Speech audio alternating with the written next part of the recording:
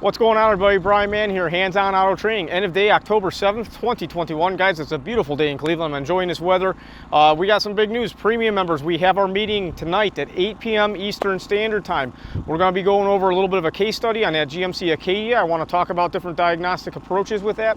Also, we're going to be talking a little bit about TechLine Connect. A lot of people are just starting to log into GM for the first time. You know, they don't do GM programming often, and they're having a rude awakening. So I just want to cover a few things with you about that.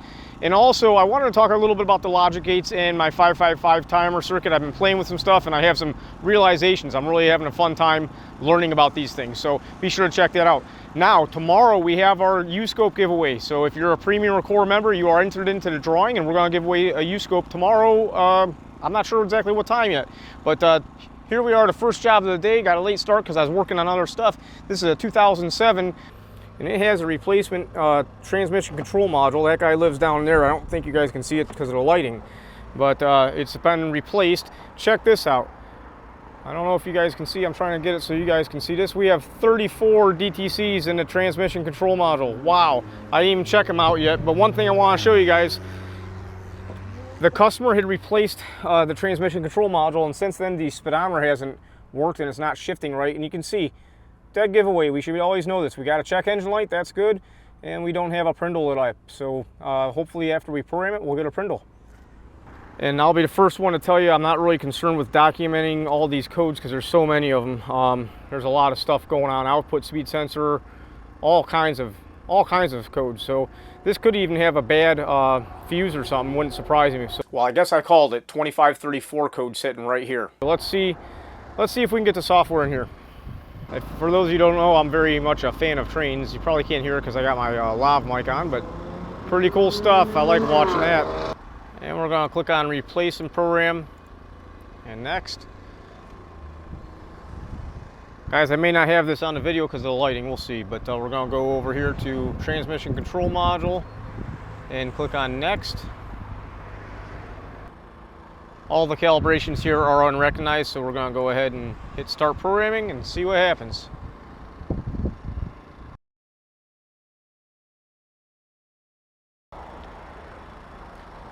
So we got ourselves our warranty claim code. Let's go ahead and see if our prindle came back.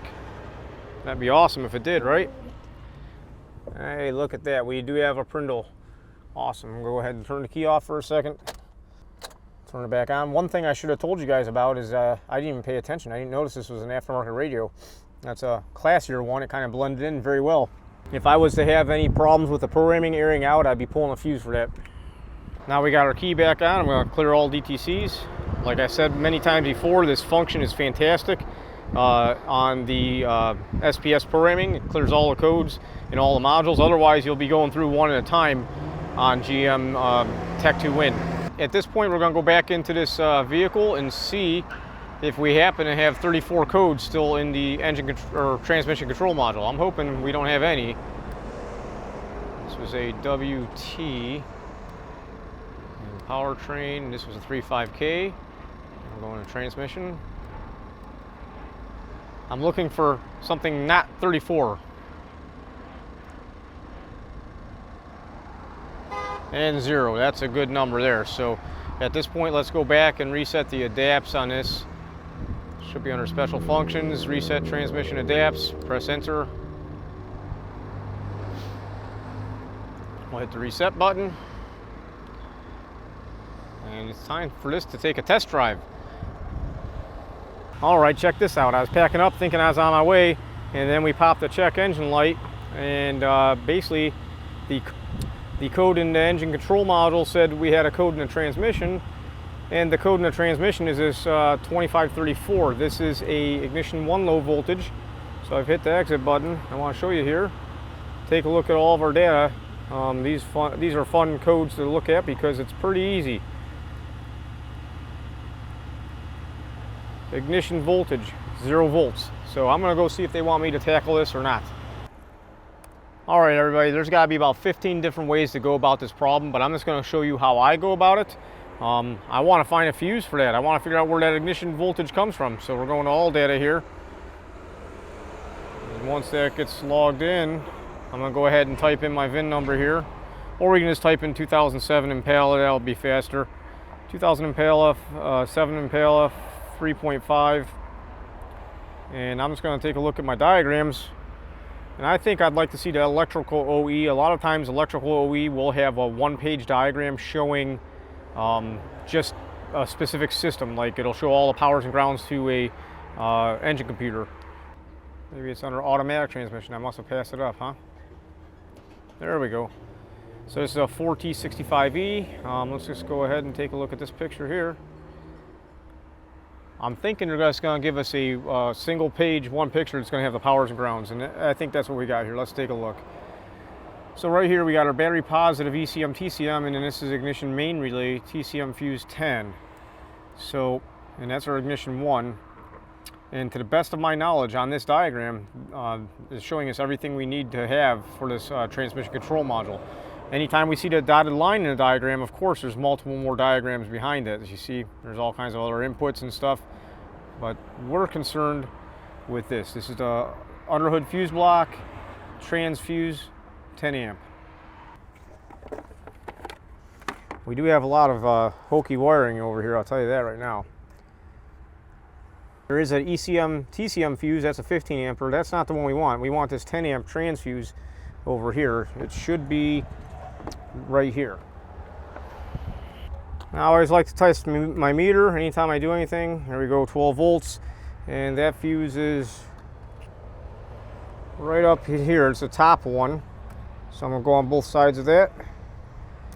And 0 volts on one side and 0 volts on the other side. Let me verify my key is in the run position. I'm glad we caught that on camera. I didn't have the key in the run position. So once again, I'll check my meter. There's 12 volts, and then we should have 12 volts on this side, and we don't. And we should have 12 volts on this side.